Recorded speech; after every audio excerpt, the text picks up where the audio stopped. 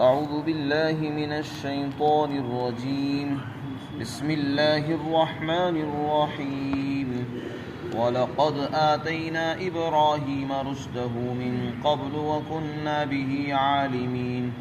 إذ قال لأبيه وقومه ما هذه التماثيل التي أنتم لها عاكفون.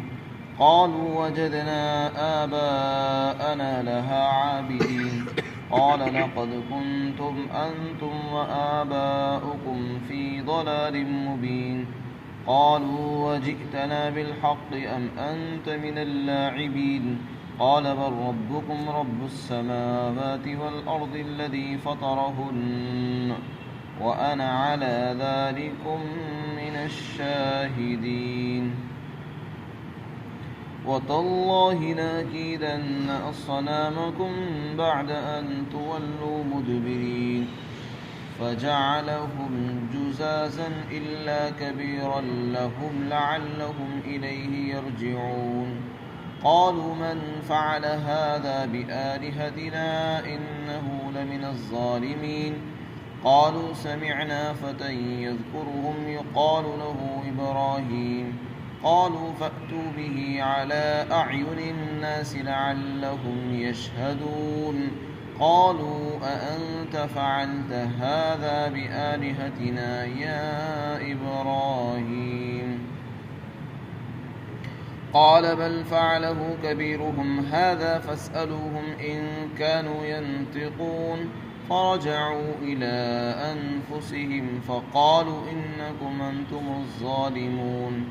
ثم نكسوا على رؤوسهم لقد علمت ما هؤلاء ينطقون.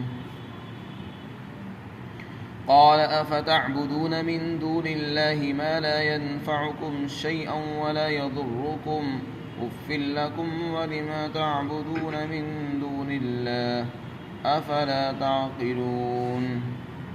قالوا حرقوه وانصروا آلهتكم إن كنتم فاعلين.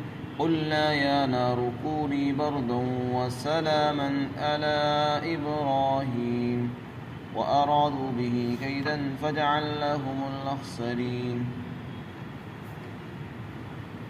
اور یقیناً ہم نے اس سے پہلے حضرت ابراہیم علیہ السلام کو ہدایت عطا فرمائی اور ہم ان کو جانتے تھے۔ اس وقت کو یاد کرو جب انہوں نے اپنے والد اور اپنی قوم سے کہا کہ یہ مورتیاں کیا ہیں جن پر تم جمے بیٹھے ہو۔ انہوں نے کہا کہ ہم نے اپنے باپ داداؤں کو انہی کی عبادت کرتے ہوئے پایا۔ حضرت ابراہیم علیہ السلام نے فرمایا کہ تم اور تمہارے باپ دادے یہ کھلی گمراہی میں تھے۔ انہوں نے کہا کیا تم ہمارے پاس کوئی حق لے کر آئے ہو یا تم ہم سے مذاق کر رہے ہو یا تم بھی ہم مذاق کرنے والوں میں سے ہو۔ حضرت ابراہیم علیہ السلام نے فرمایا کہ نہیں، بلکہ تم سب کا رب تو وہ ہے جو آسمانوں اور زمینوں کا بھی رب ہے، جس نے ان سب کو پیدا کیا ہے، اور میں اس پر گواہی دینے والوں میں سے ہوں۔ اور خدا کی قسم تمہارے چلے جانے کے بعد میں تمہارے بتوں کے ساتھ تدبیر کروں گا۔ چنانچہ ابراہیم علیہ السلام نے ان بتوں کو ٹکڑے ٹکڑے کر دیا سوائے ان کے بڑے بت کے، تاکہ وہ ان کی طرف رجوع کریں۔ اور ان کی قوم کے لوگوں نے بھی پوچھا کہ یہ حرکت ہمارے خداؤں کے ساتھ کس نے کی ہے؟ بے شک واقعتاً وہ تو بڑا ظالم انسان ہے۔ انہوں نے کہا کہ ہم نے سنا ہے ایک نوجوان ہے جو تمہارے بتوں کا تذکرہ کرتا ہے، جس کا نام ابراہیم ہے۔ تو لوگ کہنے لگے کہ تو اس کو بلا کر لاؤ لوگوں کے سامنے تاکہ لوگ گواہ بن جائیں۔ پھر لوگوں نے آپس میں کہا، لوگوں نے حضرت ابراہیم علیہ السلام سے پوچھا، اے ابراہیم، ہمارے بتوں کے ساتھ یہ حرکت تم ہی نے کی ہے؟ حضرت ابراہیم علیہ السلام نے فرمایا کہ نہیں، بلکہ یہ تو تمہارے اس بڑے سردار نے کی ہے، اگر یہ جواب نہیں دیتا تو تم ان چھوٹے خداؤں سے پوچھو اگر یہ بولتے ہو۔ چنانچہ وہ اپنی طرف کو لوٹے اور سوچنے لگے، پھر انہوں نے کہا کہ تم ہی ظالم ہو۔ پھر انہوں نے اپنے سروں کو جھکا لیا اور کہنے لگے، ابراہیم تمہیں معلوم ہے کہ یہ بات نہیں کرتے ہیں۔ حضرت ابراہیم علیہ السلام نے فرمایا، کیا تم یہ تو بتاؤ، کیا تم اللہ کے سوا ایسی چیزوں کی عبادت کرتے ہو جو نہ تمہیں کچھ بھی نفع پہنچاتی ہیں اور نہ ہی نقصان پہنچا سکتی ہیں؟ تف ہے تم پر اور تمہارے ان خداؤں پر جن کی تم اللہ کو چھوڑ کر عبادت کرتے ہو، کیا تمہیں اتنی بھی عقل نہیں ہے؟ انہوں نے آخر میں آ کر کہا کہ تم اس آدمی کو آگ میں جلا دو اور اپنے خداؤں کی مدد کرو اگر تم کر سکتے ہو۔ ہم نے حکم دیا کہ اے آگ تو ٹھنڈی ہو، سلامتی والی بن جا ابراہیم علیہ السلام پر، اور انہوں نے ابراہیم کے ساتھ برائی کا ارادہ کیا لیکن ہم نے ان کو ہی ناکام بنا دیا۔ حضرت ابراہیم علیہ السلام جلیل القدر پیغمبر ہیں۔ اللہ تعالیٰ نے ان کو ایسی قوم کے اندر مبعوث فرمایا کہ جو پوری کی پوری قوم بت پرستی کے اندر مبتلا تھی، شرک اور کفر میں پڑے ہوئے تھے اور بتوں کی پوجا کرتے تھے، انہی کے پاس چپکے ہوئے بیٹھے رہتے تھے، انہی سے مرادیں مانگتے، انہی کی عبادت کرتے تھے۔ حضرت ابراہیم علیہ السلام کے ساتھ اللہ تعالیٰ کا یہ سلوک ہوا کہ اللہ نے شروع ہی سے آپ کو اس ماحول سے بچا کر رکھا۔ آپ کی جو تربیت ہوئی تو وہ اس انداز سے ہوئی کہ آپ شرکی اعمال سے، کفری اعمال سے اور اپنی قوم کے افعال سے، رسم و رواج سے بچے رہے۔ حالانکہ پوری قوم، پورا گھرانہ، یہاں تک کہ ابراہیم علیہ السلام کے والد اور ان کی پوری برادری بت پرستی میں مبتلا تھی، لیکن ایسے ماحول کے اندر کسی موحد کو پیدا کرنا اور اس کی تربیت کرنا یہ اللہ ہی کا کام ہوتا ہے۔ شرک کے ماحول میں، بت پرستی کے ماحول میں ایک مومن اور ایمان والے کو پرورش دینا اور اس کو پالنا یہ اللہ ہی کی شان ہے۔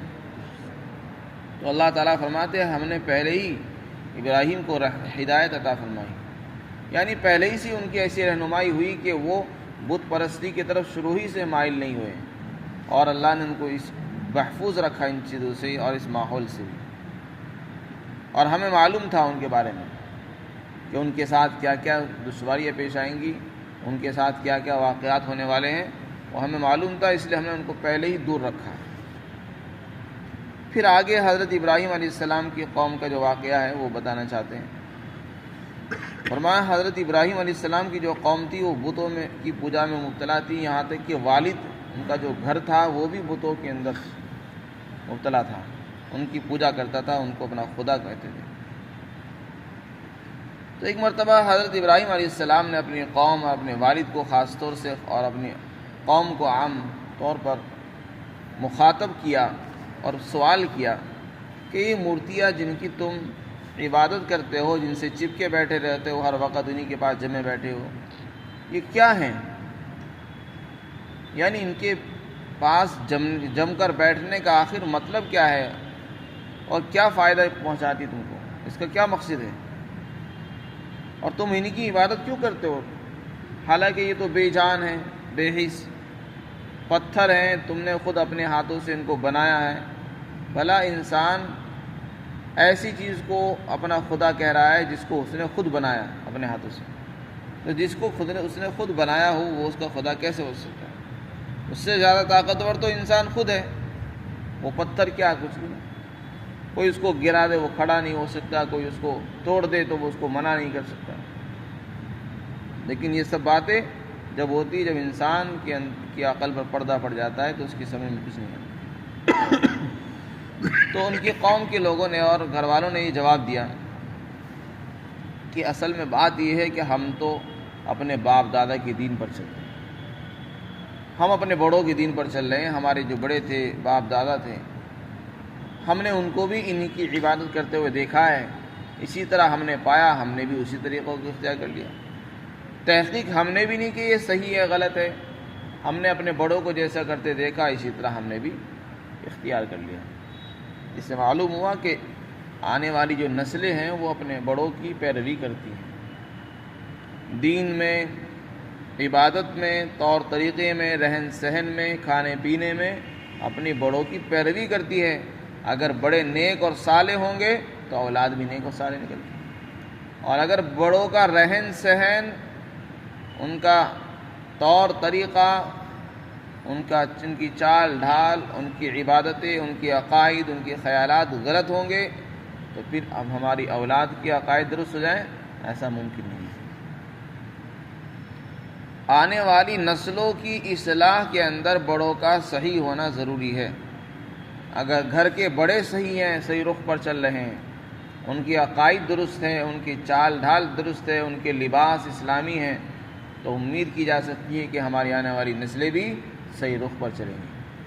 جب ہم خود ہی صحیح رخ پر نہیں ہیں تو اولاد سے یہ امید لگانا کہ یہ اللہ کے ولی بن جائیں اور یہ باشرہ بن جائیں، یہ سنتوں کے پابند ہو، بہت ناممکن ہے۔ اللہ اگر چاہے تو کوئی بعید نہیں ہے، لیکن ماحول کا اس میں بڑا دخل ہے۔ جیسے ابراہیم علیہ السلام کی قوم کی گمراہی کا سبب یہ بنا کہ انہوں نے اپنے بڑوں کو اسی طرح کرتے دیکھا تو وہ بھی ان کی دیکھا دیکھی کرنے لگے۔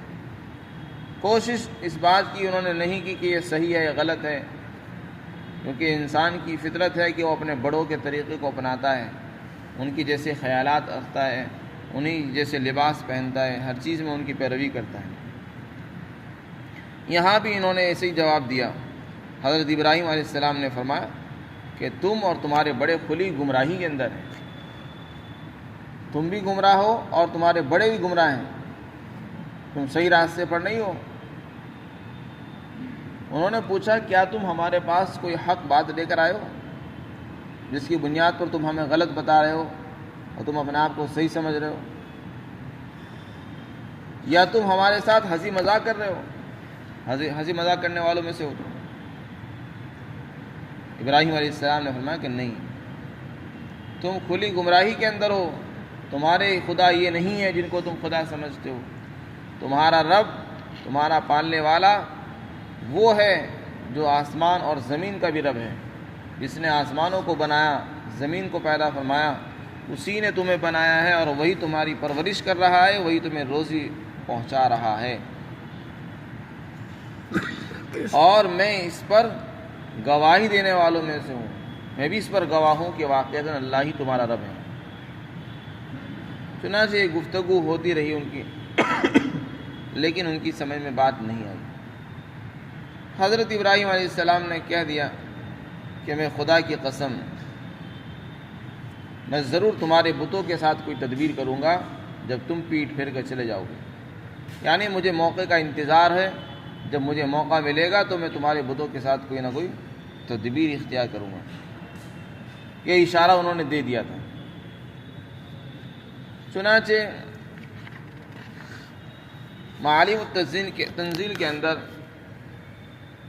امام سدی سے منقول ہے کہ حضرت ابراہیم علیہ السلام کی قوم کا ایک میلہ ہوا کرتا تھا سال میں، وہ اس میلے میں جاتے، سال میں کوئی میلہ لگتا، کوئی تہوار ہوتا تھا، اس کی خوشی میں وہ لوگ سارے کے سارے اکٹھے ہوتے تھے اور جمع ہوتے تھے۔ حضرت ابراہیم علیہ السلام کی قوم کے لوگ اس میلے میں جانے لگے۔ ان کے والد نے بھی کہا کہ ابراہیم تم بھی چلو تاکہ تمہاری سمجھ میں کوئی بات آ جائے، ہمارا دین تمہاری سمجھ میں آ جائے۔ حضرت ابراہیم علیہ السلام کے جو والد تھے وہ سمجھتے تھے کہ یہ ہمارے دین سے ہٹ کر چلتا ہے، تو کہنے لگے چلو تم ہمارے ساتھ چلو، ہو سکتا ہے کوئی بات تمہاری سمجھ میں آ جائے۔ ابراہیم علیہ السلام کچھ دور تو چلے ساتھ میں، اس کے بعد ستاروں کی طرف کو دیکھ کر کہنے لگے کہ میں تو بیمار ہوں، میں نہیں جا سکتا ہوں۔ چنانچہ انہوں نے ان کو چھوڑ دیا، چلے گئے۔ ستاروں کی طرف جو دیکھا تھا وہ اس لیے دیکھا تھا کیونکہ وہ قوم ستاروں کی بھی عبادت کرتے تھے، ستاروں کو مؤثر سمجھتے تھے اور ان کو معبود مانتے تھے، تو ستاروں کو دیکھ کر یہ کہنا کہ میں بیمار ہوں، یہ ان کو بہکانے والی بات تھی، تاکہ وہ اس بہکائے میں آ جائے کہ میں نے ان کے خیال کے مطابق بات کی ہے کہ میں بیمار ہوں۔ حالانکہ ابراہیم علیہ السلام بیمار نہیں تھے، بیماری سے وہاں پر روحانی بیماری مراد ہے، یعنی میں تمہارے ان اعمال سے، کفریہ اور شرکیہ اعمال سے، تمہارے طور طریقے سے میں چونکہ پریشان ہوں، روح کو میری تکلیف ہوتی ہے، اس لیے انہوں نے روح کی بیماری مراد لی۔ چنانچہ ان کی قوم کے لوگ جب چلے گئے تو ابراہیم علیہ السلام نے موقع کو غنیمت جانا اور فوراً وہاں گئے جہاں ان کے بت رکھے ہوئے تھے۔ بت خانے میں گئے اور وہاں دیکھا کہ بہت سارا کھانا رکھا ہوا ہے۔ قوم کے لوگوں نے وہاں کھانا اس لیے رکھا تاکہ جب وہ واپس آئیں تو کھانا وہاں سے اٹھا کر کھا لیں، اور جب تک وہ کھانا وہاں رکھا رہے گا تو وہ بابرکت ہو جائے گا ان کی وجہ سے۔ ابراہیم علیہ السلام نے پوچھا کہ الا تاکلون، کیا تم کھاتے نہیں ہو؟ بتوں کو خطاب کیا، جو پتھر تھے، دیوی دیوتا تھے، مورتیاں تھیں، ان سے کہنے لگے کیا تم کھانا نہیں کھاتے ہو؟ کھاؤ، یہ کھانا رکھا ہوا کھاؤ۔ انہوں نے کوئی جواب نہیں دیا۔ پھر دوبارہ پوچھا ابراہیم علیہ السلام نے ما لکم لا تنطقون، تمہیں کیا ہوا، تم بولتے کیوں نہیں؟ ان ساری مورتیوں کو خطاب کیا، ما لکم لا تنطقون، بولو۔ انہوں نے کوئی جواب نہیں دیا، اور ایک کلہاڑی لی، کلہاڑی لے کر سب کو توڑنا شروع کر دیا، اور ایک ایک کو جو ہے ٹکڑے ٹکڑے کر دیا، جتنے بھی بت تھے، مورتیاں تھی، ساری توڑ ڈالی حضرت ابراہیم علیہ السلام نے۔ جو ایک بہت بڑا بت تھا اسے چھوڑ دیا، اور لکھا ہے کتابوں میں کہ وہ کلہاڑی اسی کے کندھے پر لٹکا دی اور آ گئے۔ ادھر سے ان کی قوم کے لوگ میلے سے واپس آئے تو سیدھے بت خانے میں گئے اپنے، جہاں ان کے بت تھے، تاکہ وہاں سے کھانا اٹھا کر چلے جائیں۔ انہوں نے دیکھا تو وہ حیران اور ششدر رہ گئے کہ یہ حرکت ہمارے بتوں کے ساتھ کس نے کی؟ یہ تو واقعتاً کوئی بڑا ظالم انسان ہوگا جس نے اتنی بڑی حرکت ہمارے خداؤں کے ساتھ کی ہے۔ پریشان ہو گئے، پوچھنے لگے بتاؤ کس نے حرکت کی؟ پھر کسی نے کہا کہ ہم نے سنا ہے کہ ایک نوجوان ہے جو تمہارے خداؤں کا تذکرہ کرتا ہے، اور وہ اس طرح کی باتیں کرتا رہتا ہے۔ ایسا معلوم ہوتا ہے کہ یہ حرکت اسی نے کی ہے اور اس کا نام ابراہیم ہے۔ چنانچہ پھر لوگوں نے آپس میں کہا کہ اچھا اس کو بلاؤ، اس کو لوگوں کے سامنے بلا کر لاؤ تاکہ اس سے معلوم کیا جائے، اور لوگ جب وہ اقرار کرے تو لوگ گواہ بن جائیں اور پھر کوئی فیصلہ کر سکیں۔ چنانچہ حضرت ابراہیم علیہ السلام کو بلایا گیا، مجمع میں لوگوں کے سامنے بلایا گیا۔ لوگوں نے معلوم کیا کہ یہ حرکت ہمارے خداؤں کے ساتھ اے ابراہیم تمہیں نے کی ہے؟ حضرت ابراہیم علیہ السلام نے فرمایا کہ نہیں، بلکہ تمہارے اس بڑے خدا نے کی ہے جس کے کاندھے پر کلہاڑی لٹکی ہوئی ہے، اس سے پوچھو۔ یہ در حقیقت ان کے عقیدے پر طنز تھا، یعنی تم نے اس کو بڑا خدا مان رکھا ہے اور دوسروں کو چھوٹے چھوٹے خدا بنا رکھے ہیں، تو بڑا کس بنیاد پر بنا رکھا ہے؟ تاکہ یہ چھوٹوں کی حفاظت کرے۔ جب یہ بڑا خدا اپنے چھوٹے خداؤں کو مارتے ہوئے بچا نہیں سکا تو یہ بڑا کس بات کا؟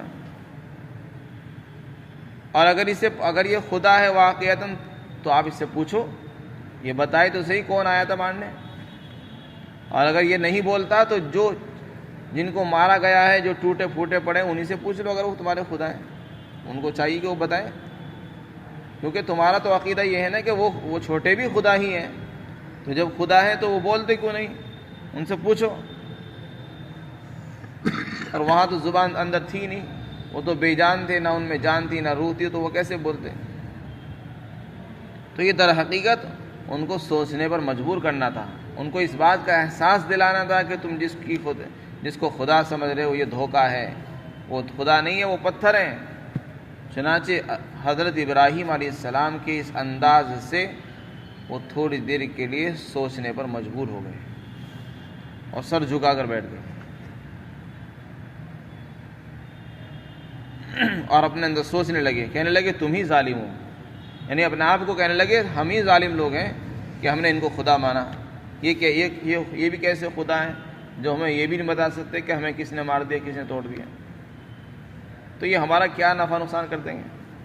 ہمیں کون سے ضرر سے، نقصان سے بچا لیں گے؟ کیا فائدہ کر سکتے ہیں ہمارے ایسے خدا ہیں جو ہمیں یہ نہیں بتا سکتے کہ انہیں کس نے نقصان پہنچایا؟ اس کے بعد سر جھکا کر بیٹھ گئے، پھر کہنے لگے ابراہیم تمہیں تو معلوم ہے یہ بولتے نہیں۔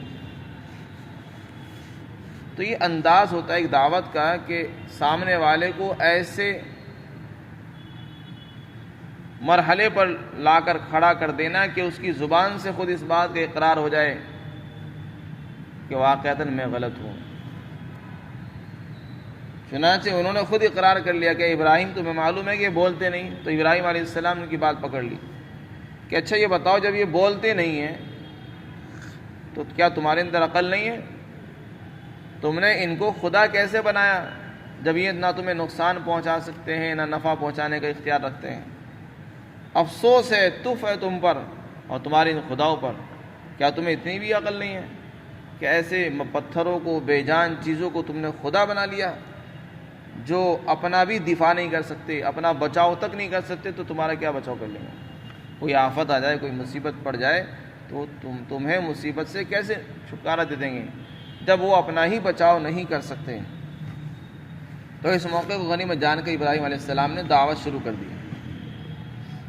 تو ان کو اس بات کا تو احساس ہوا کہ واقعتاً ابراہیم سچے ہیں اور ہم ہی غلط ہیں، لیکن اپنے عقیدے کو چھوڑنا منظور نہیں کیا انہوں نے، کیونکہ وہ جو عقیدہ تھا وہ تو باپ داداؤں سے چلا آ رہا تھا، نسل در نسل چلا آ رہا تھا، اور اس عقیدے کو چھوڑ دینا اتنا آسان نہیں تھا۔ لیکن اتنا احساس ضرور کرا دیا ابراہیم علیہ السلام نے کہ ہم غلطی پر ہیں، ہم ظالم ہیں، ہم نے جو کیا ہے وہ غلط کیا ہے۔ لیکن ان سب کے باوجود پھر بھی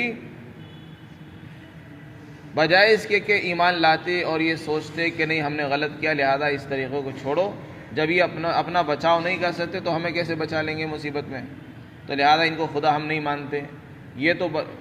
یہ تو فیصلہ کیا نہیں، اپنے خداؤں کی حمایت میں انتقام لینے کے لیے کھڑے ہو گئے کہ اگر تم کو انتقام لینا ہے تو پھر آگ میں ڈال دو ابراہیم کو۔ چنانچہ اس انتقام کی لوگوں کو دعوت دینے لگے کہ اپنے خداؤں کی اگر تمہیں مدد ہے، اگر تمہیں خداؤں کی کچھ لاج ہے اور ان کا کچھ پاس رکھتے ہو تو چلو انتقام لو ابراہیم سے، اپنے خداؤں کا۔ یعنی ان کو ابھی بھی خدا ماننے سے انہوں نے انکار نہیں کیا، اور کہنے لگے کہ ابراہیم کو جلا دو اور اپنے خداؤں کا انتقام لو، بدلہ لو اگر تم کو کرنا ہے۔ چنانچہ اس کے لیے باقاعدہ آگ جلائی گئی۔ حضرت ابراہیم علیہ السلام کو ایک کمرے میں مکان کے اندر بند کیا گیا، اور پھر ایک احاطہ بنایا گیا لکڑیوں کا، لکڑیاں مہینوں تک اکٹھی کی گئی۔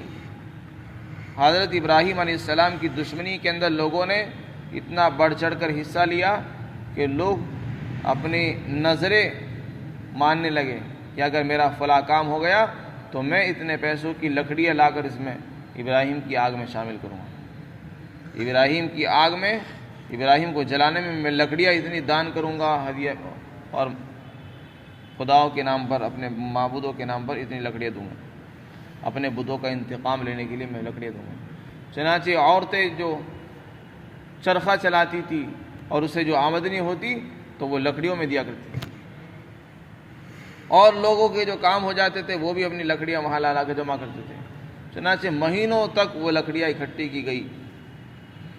اس کے بعد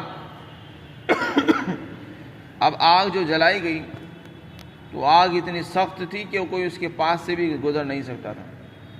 تو حضرت ابراہیم علیہ السلام کو اس پر ڈالنے کا ارادہ ہوا کہ ان کو ڈالا کیسے جائے، اگر ان کے پاس کوئی ڈالنے بھی جائے گا تو وہ تو خود جل جائے گا۔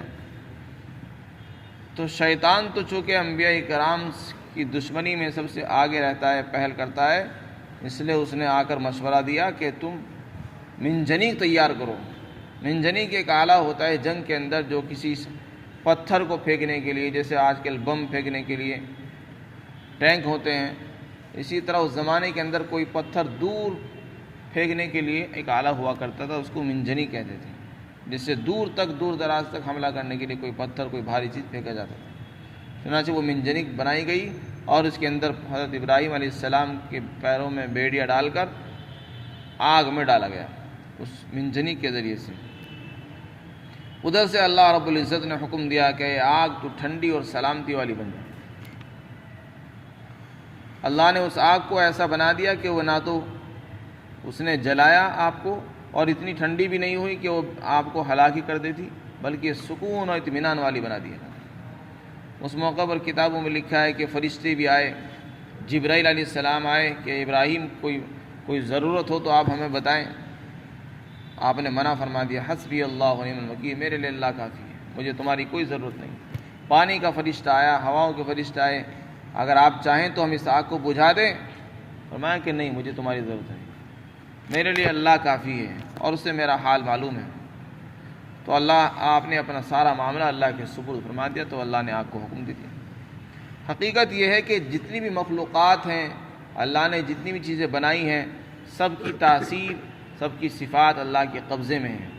آگ کے اندر جلانے کی صفت اللہ نے رکھی ہے، لیکن وہ اسی وقت جلائے گی جب اللہ کا حکم ہوتا ہے. جب اللہ تعالیٰ اس کو روک دیتے ہیں تو وہ رک جاتی ہے، جلاتی نہیں.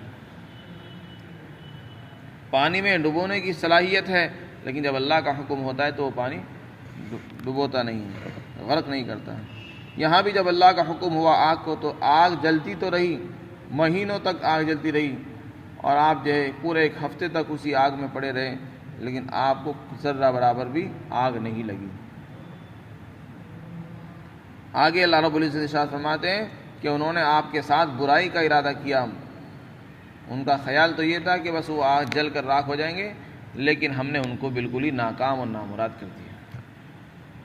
لکھا ہے کتابوں کے اندر نمرود بھی انہی میں شامل تھا، انتقام لینے والوں میں. نمرود اپنے محل سے دیکھ رہا تھا ابراہیم علیہ السلام بیٹھے اطمینان سے باتیں کر رہے ہیں. حضرت جبرائیل علیہ السلام جنت سے کرتا لے کر آئے، قالین لے کر آئے اور ان کو کرتا پہنا دیا اور باتیں کر رہے ہیں. وہ دیکھ رہا ہے کہ آگ جل رہی اور وہ اطمینان سے باتیں کر رہے ہیں. کہنے لگا کہ اے ابراہیم، کیا تم باہر نکل کر آ سکتے ہو؟ ابراہیم علیہ السلام نے فرمایا کہ ہاں آ سکتا ہوں. چنانچہ اس آگ میں سے باہر نکلا ہے. نمرود کہنے لگا تمہارا خدا تو بڑی قدرت والا ہے، جس نے تمہیں آگ سے بھی بچا لیا. چنانچہ پھر اس کے بعد نمرود کے اندر نرمی آئی. نمرود تو پھر آپ کی مخالفت نہیں کرتا تھا، مخالفت سے باز رہا، اور اس نے کہا کہ میں تمہارے خدا کے نام پر 4000 گائیں قربان کروں گا، ذبح کروں گا. حضرت ابراہیم علیہ السلام نے فرمایا کہ جب تک تو ہمارا دین اختیار نہیں کرے گا، تیری قربانیاں اور تیری نظر یہ قبول نہیں ہوگی. اس لیے سب سے بنیادی چیز ہے ایمان. لیکن اس نے ایمان لانا منظور نہیں کیا. اس نے کہا کہ میں اپنے دین کو اور اپنے قوم کو نہیں چھوڑ سکتا ہوں، البتہ میں ذبح کروں گا. چنانچہ اس نے قربانیاں بھی کی. اللہ تعالیٰ ہم سب کو